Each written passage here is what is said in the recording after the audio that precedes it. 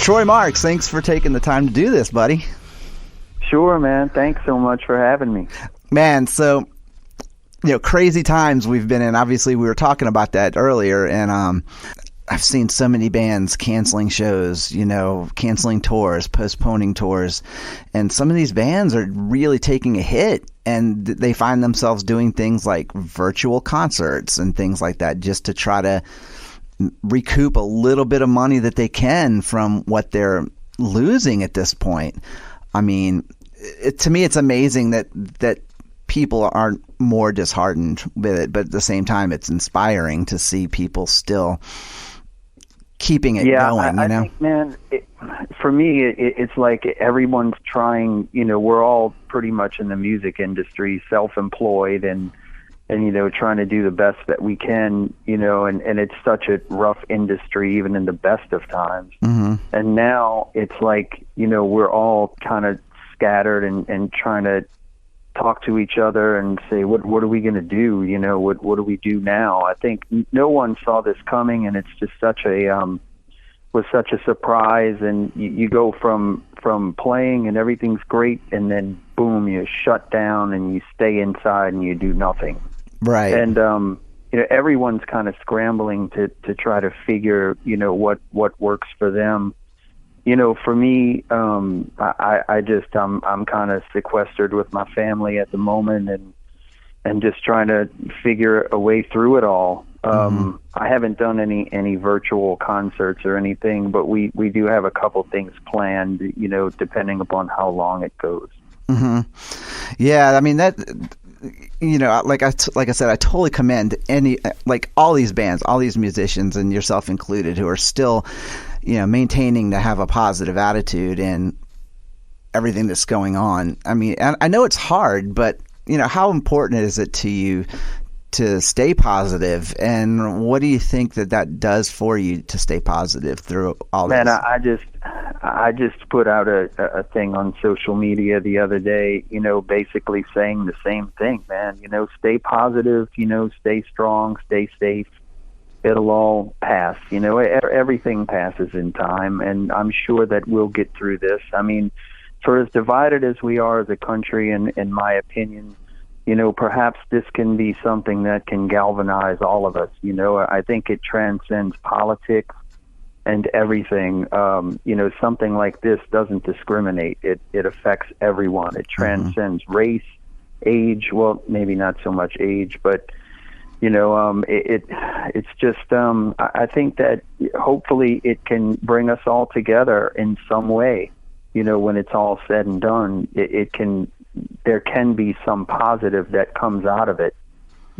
From a daily basis, people just have to be strong and stay together and let's try to get through it. And I just, in my humble opinion, man, I don't think it's a time to be placing blame and pointing fingers and doing all that. I think this is one of those things in American history that we all have to come together as a nation and try to beat this thing. This is not a time to be divided by whatever we, are used to being divided by politics, race, whatever.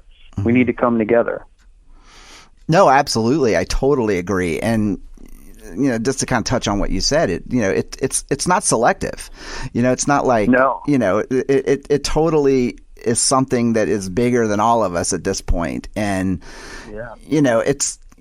it's not even in every man or woman for themselves at this point. It's kind of like, what can we do to help each other out and to educate each other and to try to make sure that, maybe we can do our little part in inspiring people to just, stay well, listen to your health departments and the healthcare officials and things like that. I know it's hard for some people to swallow, but it's what we've got to do to come out of this. And the more we do it, the quicker we're going to get out of this. Yeah, absolutely, man. Stay home and stay safe, and let's all try to get through this thing, and hopefully we can get back to normal, whatever that will look like. I think there will be a new normal when all of this is said and done. It's kind of scary, as an entertainer, are people going to be afraid to congregate after? Or it could go the opposite direction where everyone is quarantined for so long that they want to get out and see live entertainment. So, I don't know. There will be a new normal when all of this is said and done, and it remains to be seen. It's scary times, man, but all you can do, like we said, is be positive and stay strong and move forward, No, absolutely. Absolutely. And, and on the plus side, like on the positive side, I've had this opportunity, been kind of using this opportunity to go back and, I don't know, like discover some new music, discover some new artists, and find out what's been out there that I maybe didn't, quote unquote, have the time to really tune into. And, I think the best advice I can give people is, like, if you're at home, do the same thing, go dig a little bit, go find some new music to kind of get you through the times. Like, so Sure. what's some of the music, if any, that's kind of getting you through, that kind of keeps you positive? Man, I almost hate to say it, man. I'm an old school guy, I haven't been turned on to a lot of the new stuff for a long time. I still go back to the Zeppelins and the Sabbath and the old Aerosmith, Alice Cooper. Oh yeah, that was sort of my era, and it's like I don't think I ever really moved. It was so great that I don't think I ever really graduated from it. I stayed in that high school of the 70s rock, and then moving into like Judas Priest and Iron Maiden and things like that. And then obviously, Pantera with Phil, I love that. Mm-hmm. But man, music is, Chris Cornell, I thought was just probably the greatest songwriter and singer ever. But I just, it's such a big part of my life, man. Everything I do, music is running through me. Mm-hmm. And I'm constantly listening to stuff. But I got to be honest with you, and I know it's terrible, but I just haven't really gotten into a lot of the newer stuff, No, man, I'll be honest. That's not terrible at all, because like even some of the newer bands that I do listen to sound like old bands. You know what I mean? So it's I've got a style that I grew up with, That, Yeah. How do you, like I said, it's like I never graduated from that school. I stayed right there. It was just such an artistic time. And I think the difference was it wasn't so much about commerce back then. Everything, became, and of course I got to mention Rush too. I was a huge Rush fan. Mm-hmm. But I think commerce reminded me of Neil Peart. But anyway, there was no, it just wasn't about money. It wasn't about flash and videos and this and Rockstar and Motley Crue and all of that. It was just music, man. Mm-hmm. It was art. It was, it was a beautiful thing, and maybe we could get back to that at some point.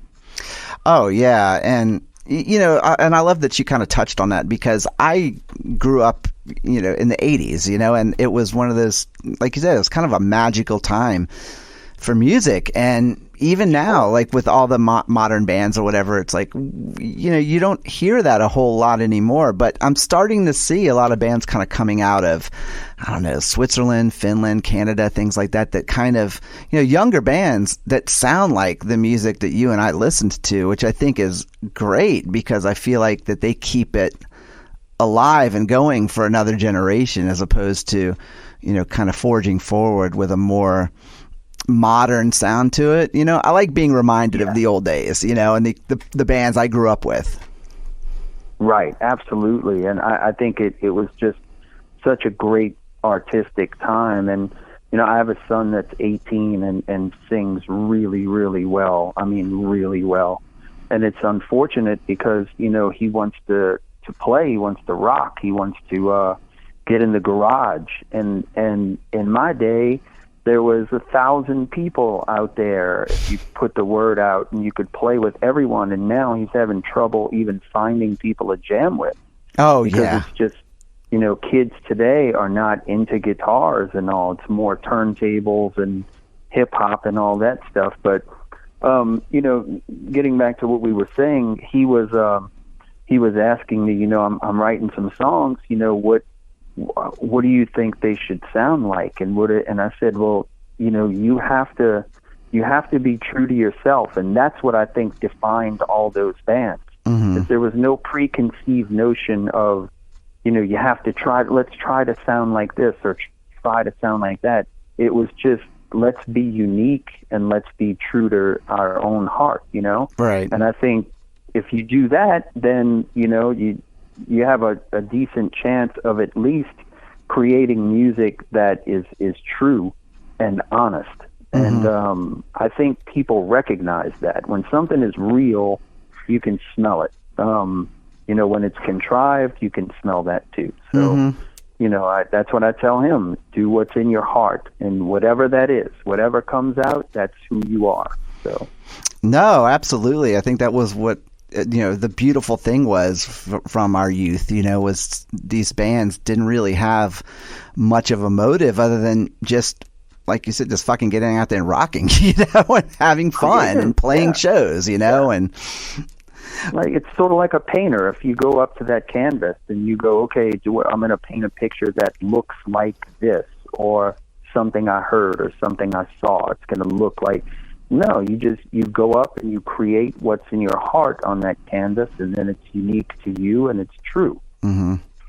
So I just wrote a book recently, and I just released it. It's called Southeast. I saw that, man. Congratulations. Oh, thanks, Troy. I appreciate that, man. But anyway, it's called Southeast of Heaven, A Metalhead's Journey, and which is one of the reasons I wanted to actually interview you today, was because I wrote a part in the book about New Orleans, hard rock and metal scene, and there was something really, really like special about New Orleans in the sense that. Like I remember, like there was like the big Los Angeles scene and everything, but New Orleans seemed like its own world. I mean, we had some great fucking metal bands and hard rock bands playing. I mean, we had, Razor White, Dark August, Victorian Blitz, and we had like heavier bands like Exhorder and Graveyard Rodeo and all these bands, and Killer Elite. Like, so to go kind of further back. Like, when did that scene start for you? Like, where did you first kind of step into it, and how did you get into it? Well, I was, a lot of that scene was based in Metairie, Louisiana, which is about 20 minutes outside of New Orleans. Which is where I lived. It was just sort of based there. Unfortunately, I was from New Orleans East, which is on the other side of New Orleans. So, there wasn't much out there, and not many people knew who I was. So when I came into the scene, it was like, who's this guy, But I was very, very young and just trying to find my way as a singer. Didn't really know what I was doing, but I was doing it hard, And the first band I got in was Dark August, which was a band that they offered me the singer position. So I took it, and we would travel around the country. We'd play 6 nights in a row, and then travel on the 7th, and then start the next club. I was probably 19 at the time. And the good thing about that is you really learn how to become a singer and do 6 nights in a row, 3 sets a night. Mm-hmm. No, I'm tired, I don't feel good tonight, I'm sick. And of course, in those days, there are no ear monitors. It's all floor wedge and 10,000 Marshall cabinets behind you. So I didn't hear a word I sang until I was in my mid-20s. But long story short, that was my first band, Dark August. And like you said, you mentioned a lot of those bands that were up and coming in those days. And I think the scene rivaled the scene anywhere. I think the musicianship was really high. I don't think, looking back on it and listening to some of that stuff today, it's a little dated, of course, but man, it's just really high level stuff, So that was my introduction to the whole scene.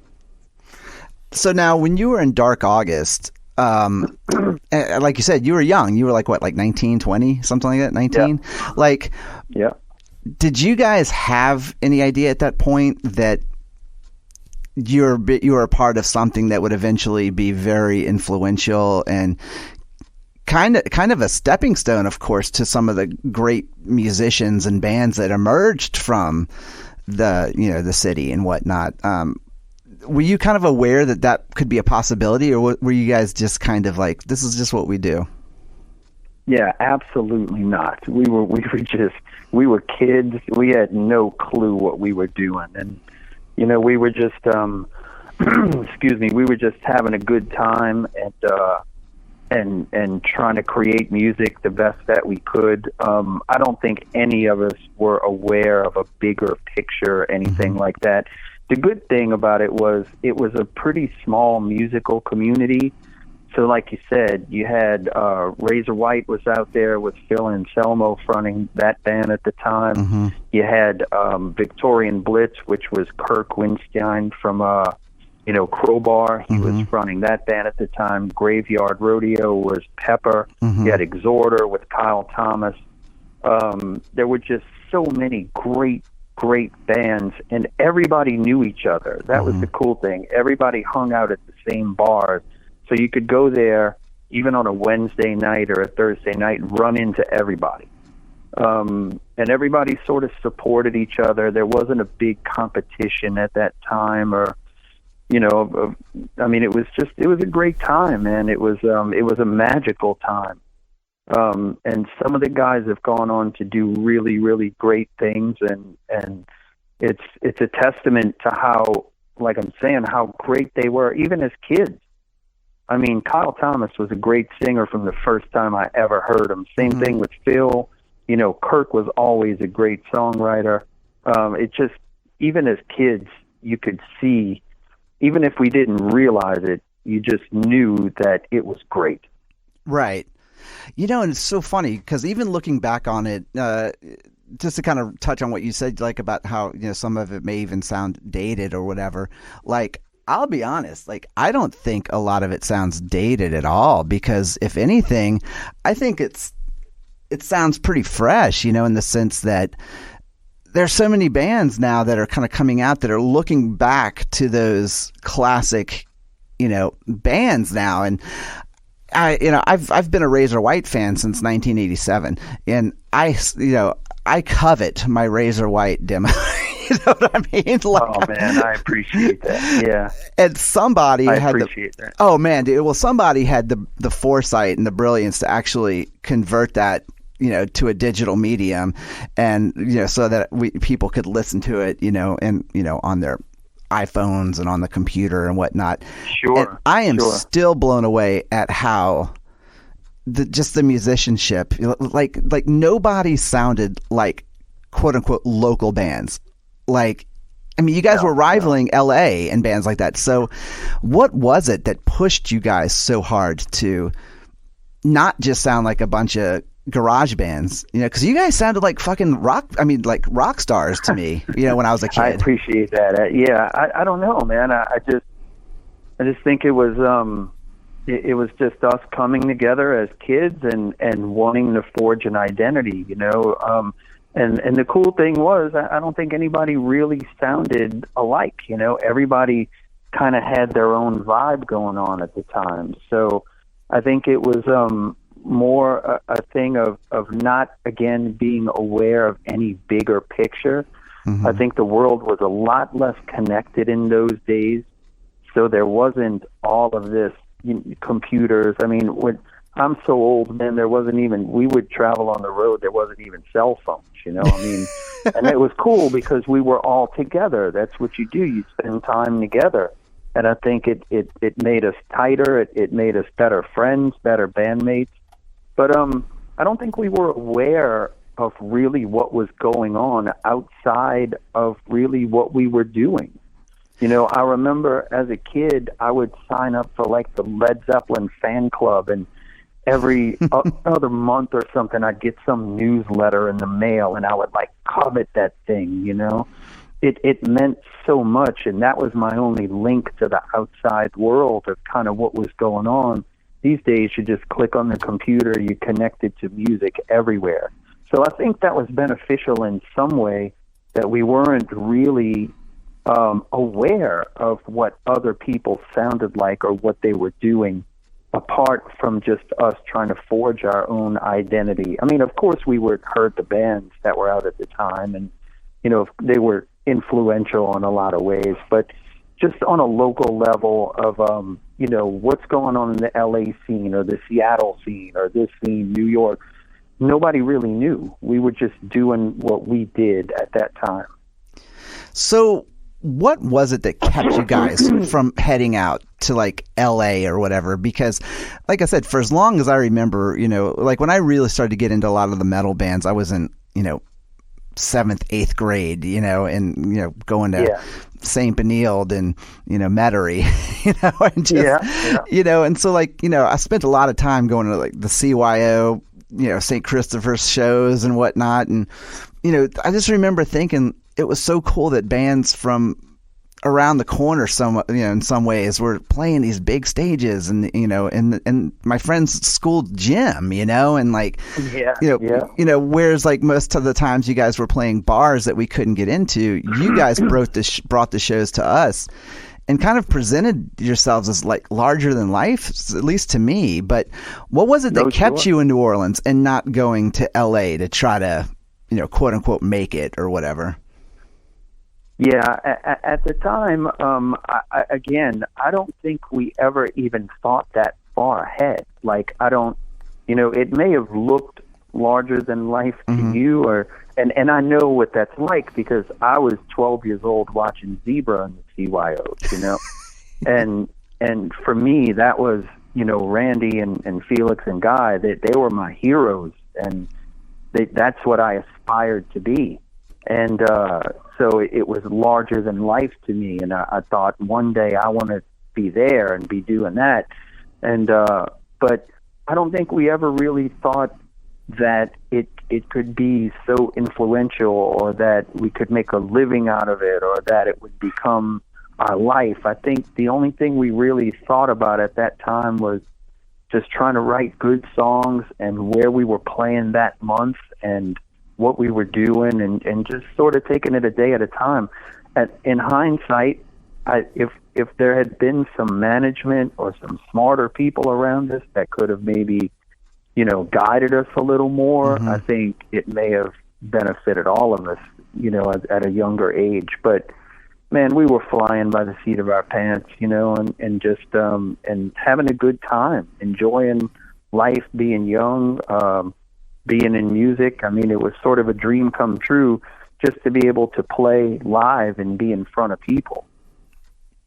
Oh, absolutely. I mean, I couldn't even imagine, because I remember going to see, Razor White shows and Lillian Axe shows. And I mean, and for those of people who don't know, the St. Christopher's CYO gym, I mean, you're talking, these weren't, it wasn't like a small room, and you guys packed them in, so you guys really got to experience probably what a lot of the bands were experiencing in LA without having to go out there, Yeah, no, that's true. That's true. It's just that, that's where the record companies were, and that's why, when Zebra moved from New Orleans to New York, that's what turned the corner for them. The two big bands on Long Island were Twisted Sister and Zebra. Yeah. And it was remarkable to think of to put those two bands in the same sentence, is kind of crazy, but that's how it was in that scene, and they were able to really be where the scene was, where they needed to be. In hindsight, yeah, man, if I wish we had gone to New York or gone to LA, who knows what would have happened. But at the end of the day, I mean, everything happens for a reason, and I've been fortunate to have a life in music and do some great things that I enjoy, and be able to just stay in it my entire life now. So I'm not sad or anything. Who knows what would have happened if I had gone out there? I might not even be alive. Like a lot of them, right? The way I was at that time, man. I don't know. I don't know. So it is what it is, I suppose. I had friends who were in bands here in Atlanta that, that said, man, I'm so glad I didn't go to LA because I would have come back in a body bag, And it was exactly, man. Because you're young and like you're saying, I wasn't thinking about a career or anything. I was just trying to have a good time and write good songs. And where we going next week? Well, I mean, there's also something about, like you said, kind of living in the moment. And, you were talking about technology earlier. Like, I kind of look at technology as a plus and a minus for music. Like, I like to say that I think, the good thing about it is that anyone can make an album, and the bad thing about it is that anybody can make an album, so it's like, well said. But like you guys Absolutely. back in the day didn't have that to, build a crowd or build an audience. So, what did a young Troy Marks do to actually get out and hustle and build an audience? I think you're asking the wrong guy, man. I mean, I have a son that's 18, and he's trying. He sings really, really well, and he's trying right now to put something together and get started on his path in music, and it's incredibly difficult for him because kids today they don't really know about guitars and drums, and it's a hip hop world. It's the media perpetrates all that stuff. It's a turntable world, and it's just a different time, man. I would say that anyone going into music now, you have to go into it for the love of it and to be an artist and to be creative, because there is no money. Yeah. If you want to try to go in and make money and be in a business, then go be a lawyer or an accountant, and play music on the side, Yeah, but if if it's in your heart and it's who you are, which it always was for me, I understand that. I mean, it's such a big part of my life. I can't imagine my life without music in it. And so I appreciate the younger people and how they feel, but at the end of the day, it's a different world for musicians now with the technology, and there's no money for anyone anymore. Hence all the meet and greets, and everybody's trying to find a way to make $1 these days. Mm-hmm. Yeah, I mean, the times have changed so dramatically as far as how bands used to make money. I mean, like, I was thinking about, bands like, I don't know, like, Skid Row, Anthrax, like when they first, bands like that, like Pantera, like when they were first signed, a record label put them in a tour bus and said, we're going to put you on this tour. We're going to get you on this tour, and you're going to go out and you're going to play your asses off and make some money back for us. At the same time, we're going to give you exposure. Like, yeah. You don't see that anymore. You see these bands kind of schlepping it in vans and driving themselves, and then they almost seem to expire after, anywhere from 3 to 5 years, which is, sad to me. But it's like they're working 20 times harder and not getting out of it what, say, the bands would have got back in the 80s. Yeah, it's scary in a way to think of, like you said, the technology has changed everything so much, that anyone can make an album now, and it's hard to find your way through all of that. How do you find your way through all of the fluff to stand? Like, where's the Pantera today? If Pantera was out there today, writing those same songs, how do you make your way through all of it? Of course, you'd like to think that it's so good it's going to get recognized. But, right. I mean, at the end of the day, how do you stand out from everybody and everything? For me, when I was a kid, like we were saying earlier, being at the CYOs and watching Zebra, that's what I aspired to be. And when you saw them, it was flawless. I mean, It was just flawless. It was Randy singing all this stuff, high, perfect, and now over the years it's sort of gotten to the point where it's almost okay to be a joke in a way. It's funny, we're screwing everything up, and it's funny, and everybody's in on the joke and everything, and I guess there's room for that, but for me, music was such an important part of my life. I wanted to be great. I wanted it to be the best. So we always worked as hard as we could to make every note as great and make sure we were as tight as we could be. And it wasn't a joke to us. It was vital. It was urgent. It was everything, And I'm glad I have that in me, and I try to, I preach that to my son to aspire to be great. Mm-hmm. It's okay to be great. It's okay to try to be the best that ever lived. Mm-hmm. I mean, that's what we do this for. I don't, there's so many bands today that are just, there's just so many of them out there that it's just, I don't know. I'm not trying to talk down on anybody, man, because I think there's room for everybody. Mm-hmm. Everybody has a voice. But for me, if you're going to do anything, man, you want to be the best at it. You want to at least be the best you that you can be. So sing the scales, work at it, learn to read music, learn another instrument, continue your path to being the best that you can be. No, I totally agree because, like I said earlier, there was a thing, that, me and my friends, we would go see, Dark August, Victorian Blitz, Lillian Axe. I mean, we'd go see these bands. Oh, Lillian. I didn't mention Lillian. Yeah, Blaze.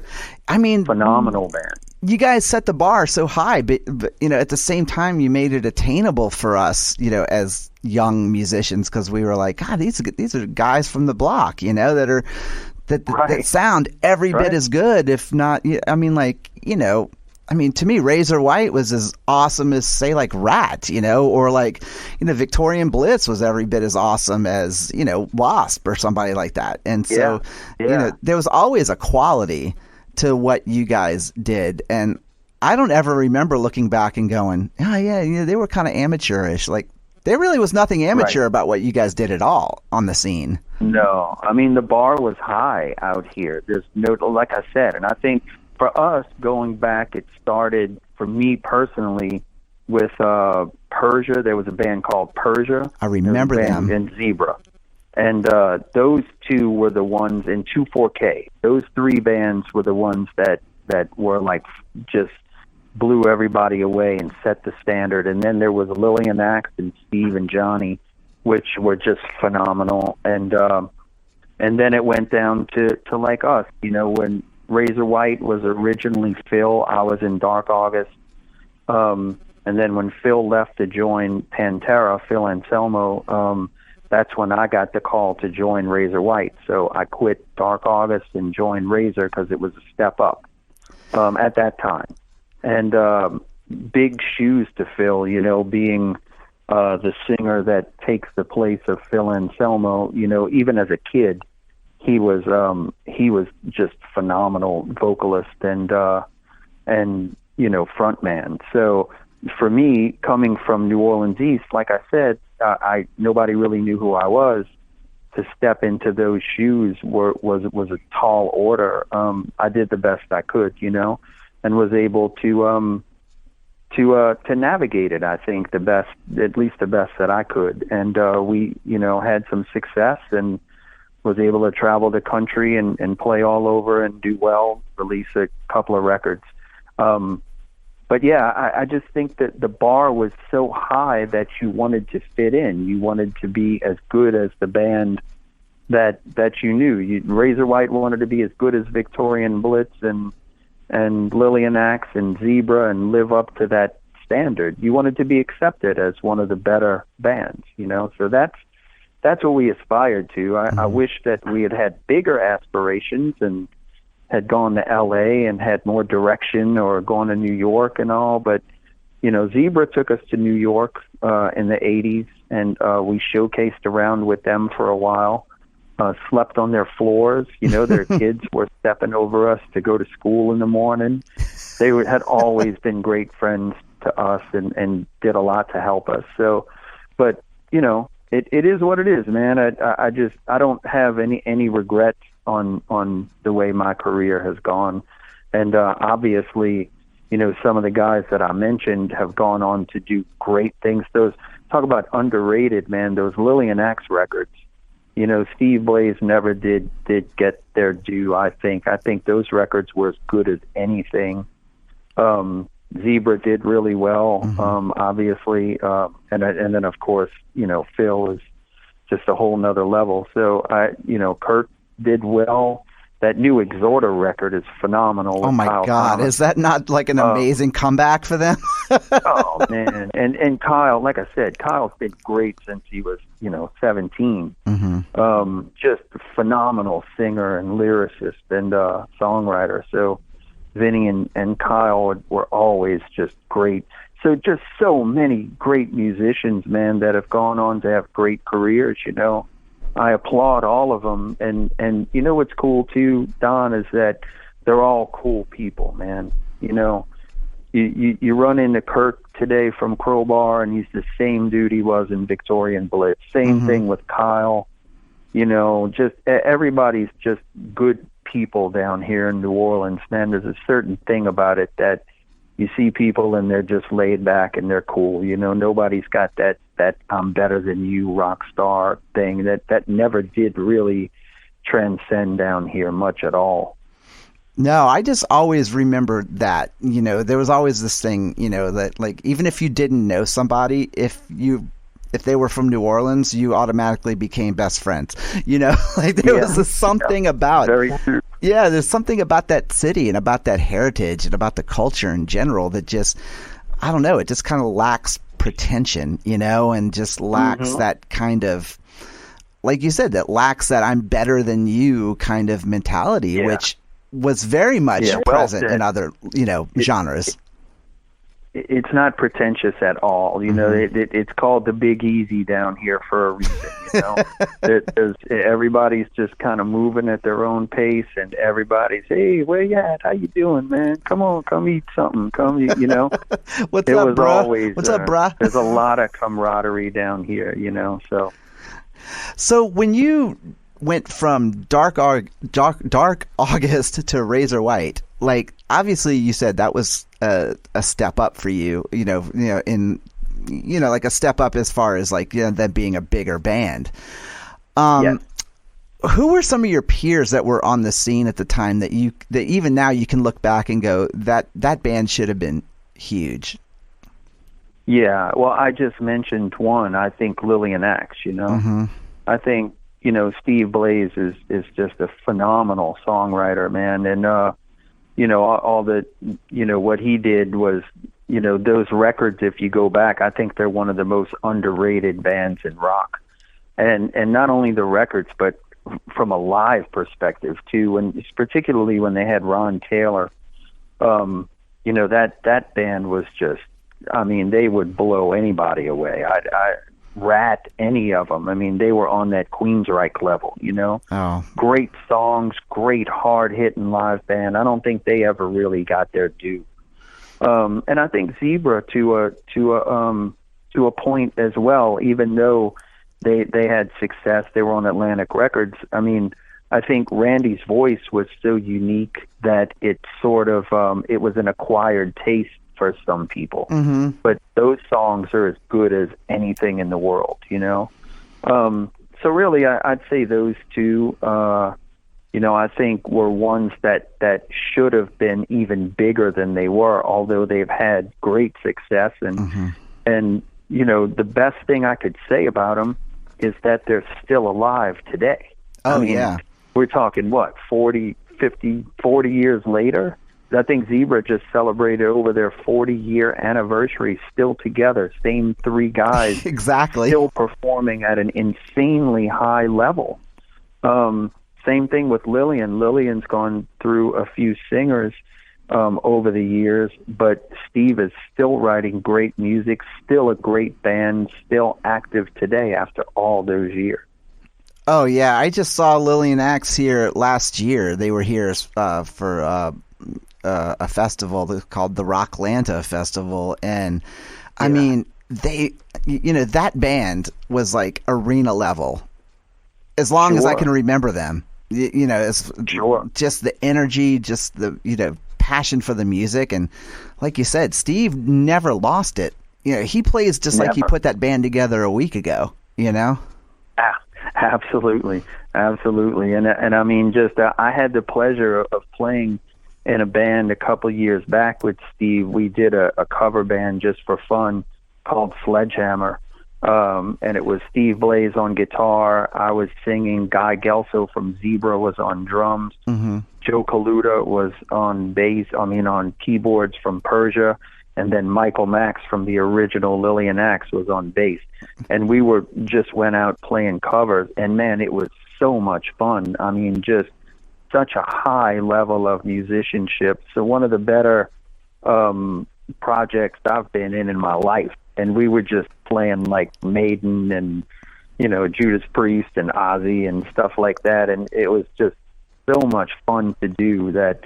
And just being able to be on stage with Blaze and you can smell his greatness, man. Same thing with Guy, all of them, insanely high level of musicianship and like I was saying too, great people, man. So it's just was a lot of fun.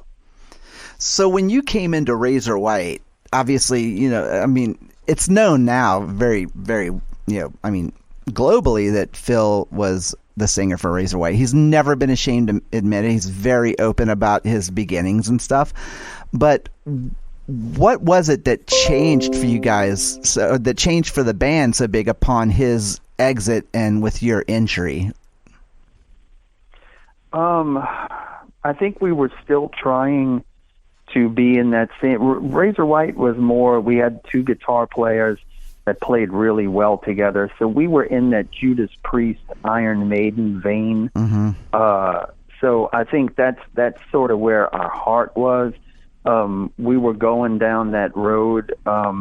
In hindsight, I think, we got a little bit of record company interest, and one of the things that came back to us at the time, and it was the mid or late 80s, one of the things that came back to us was we really liked the band, we liked the look, we liked the sound, we'd like to hear some more commercial songs.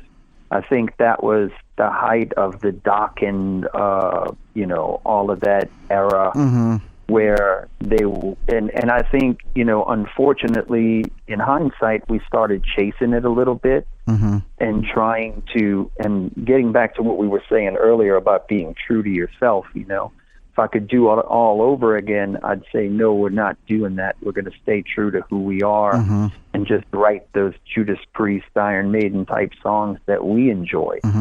But we got caught up in it, man, and started chasing it a little bit, trying to write these commercial songs, and I think we kind of lost our way.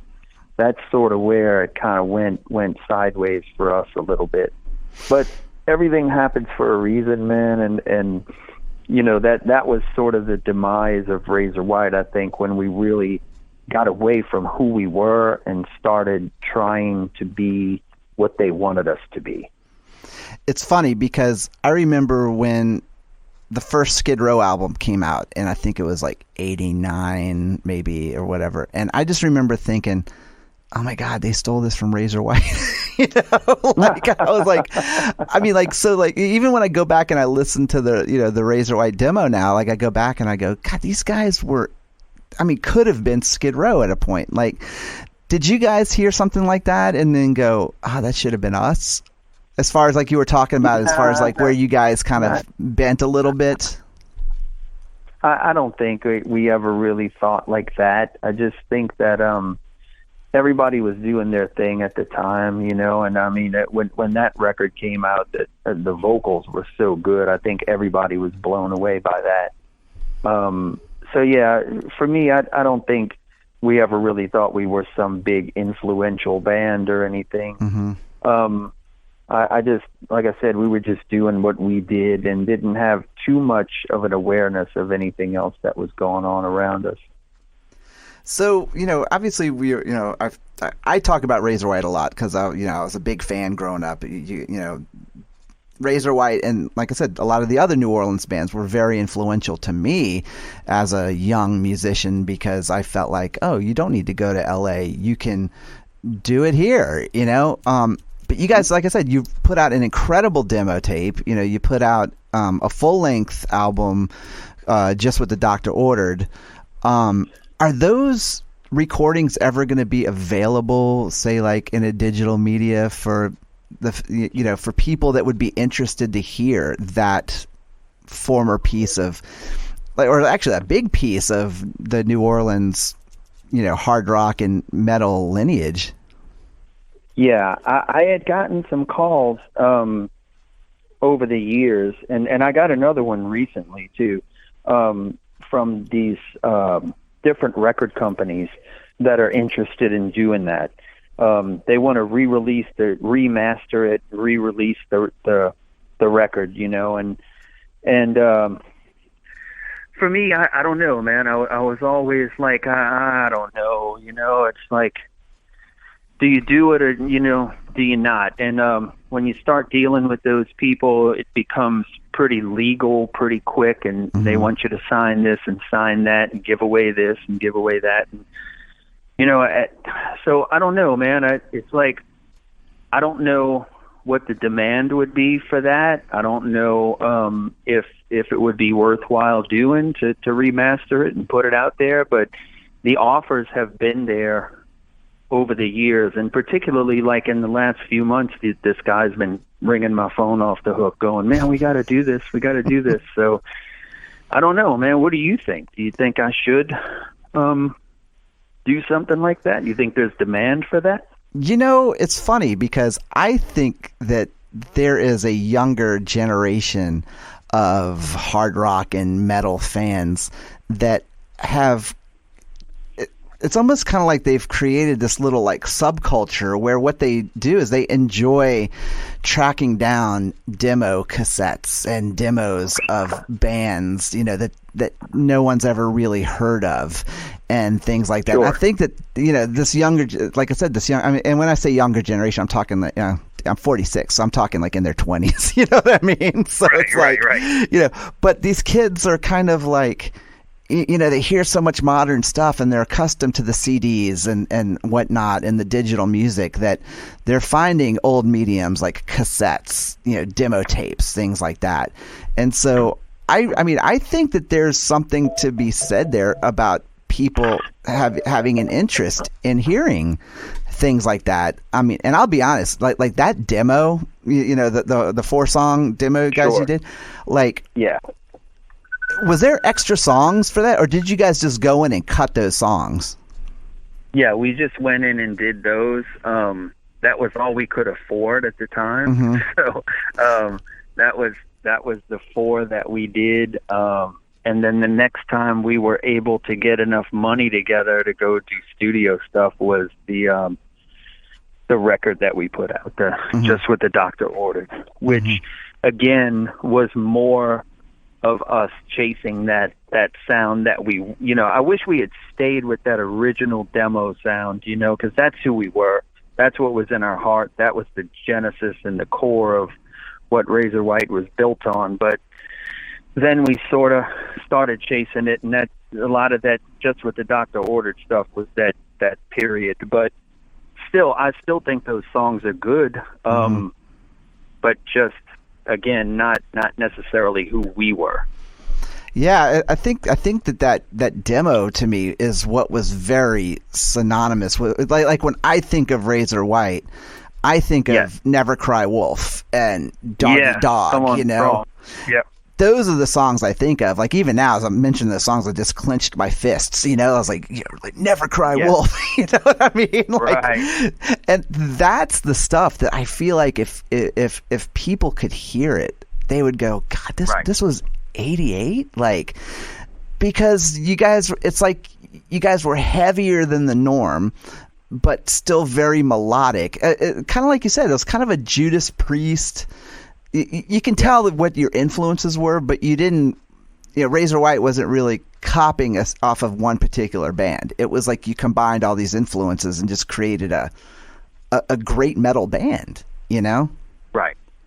Yeah, it was it was the best of times, man. It really was. It's like the whole world was open to you. There was no limits on what you could do or what you aspired to be. And for me, it was just.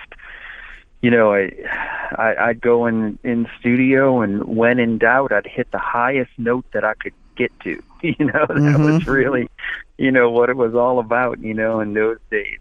like, oh man, I didn't really know what I was doing, but I was doing it hard, you know?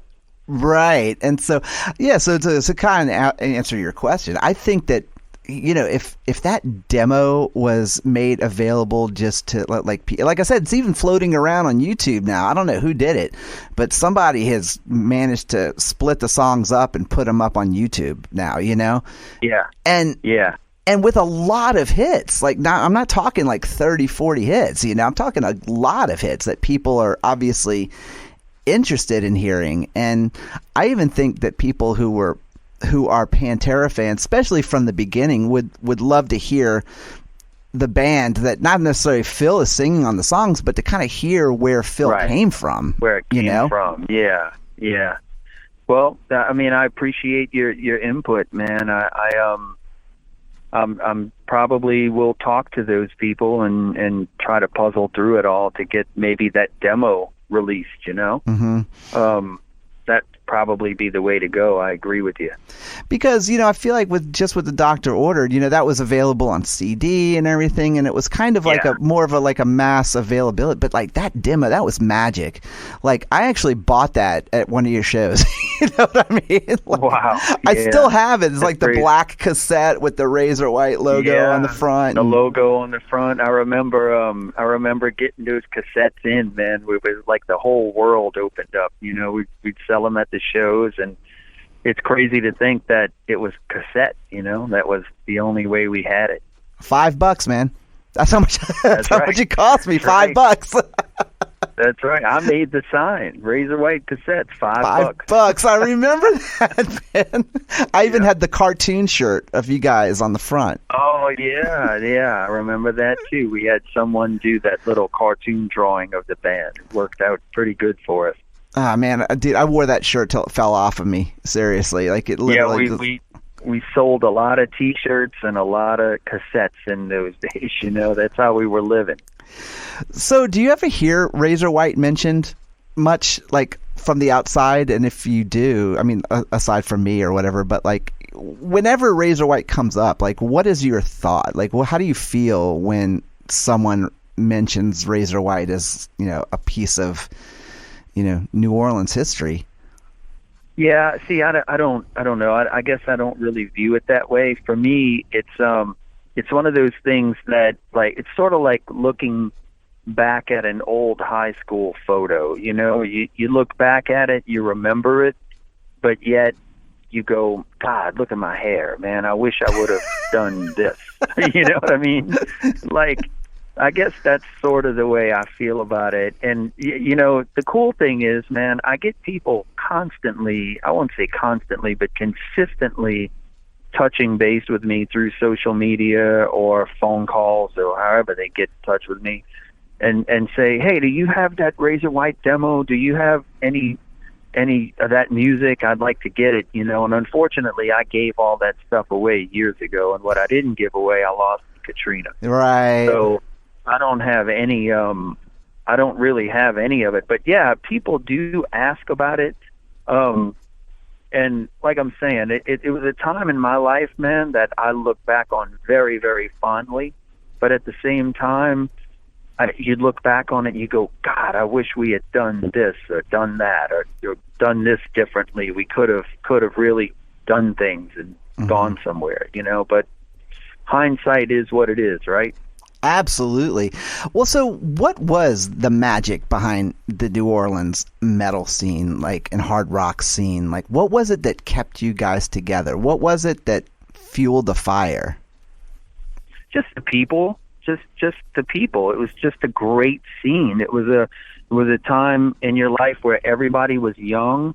There were bars everywhere. Everything was thriving at the time. There was a lot of oil money down here in the 80s, so you know, people had money to come to the shows and buy the cassettes and buy the T-shirts and then, like I said, too, the bands themselves, the people in the bands, you know, the Kirks and the Steves and the Kyles, and everybody was just so cool and knew everybody, and it was a small musical community. Everybody kind of hung together, and it was a magical time to be involved in it. And when you look back on it now, you know, and you say, oh, it was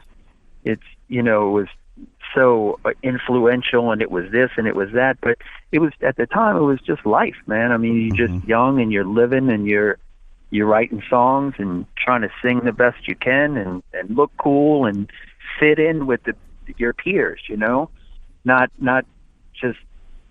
be, just someone who they look down on, or someone they would go, oh man, I heard that new Razor White song, I don't like it. You know, or you always wanted them to go, man, have you heard the new Razor shit? Or have you heard this? Or you always wanted to impress your peers and impress the people around you. I think we were all that way.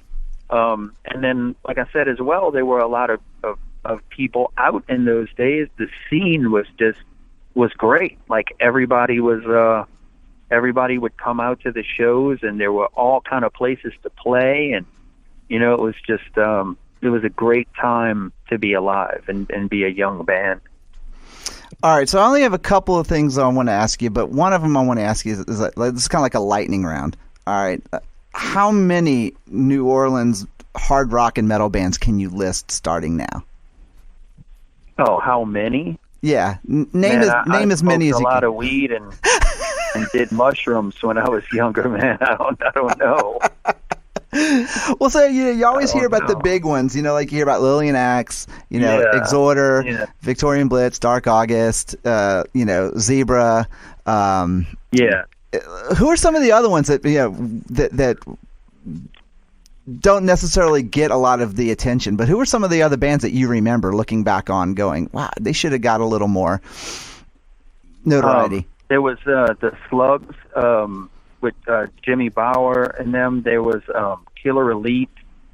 There was getting into some of the more commercial stuff. There was Fahrenheit was one of the bands. Skull Mickey was one of the bands. Oh, I remember them. I'm trying to think. Goodness. Oh, Shell Shock was huge, man. They were really, that was like the beginnings of the whole Crowbar, Heavier. I remember Shell Shock and that logo with the it was like the patch. Yes. Yeah, that was it. Jimmy Bauer and Kirk and all of them were involved in all of that. But yeah, Graveyard Rodeo with Pepper. Mm-hmm. And Acid Bath was a Bayou band that was really, really heavy and influential. Mm-hmm. That's about all I can remember, Don. I don't have the greatest of memories these days, man.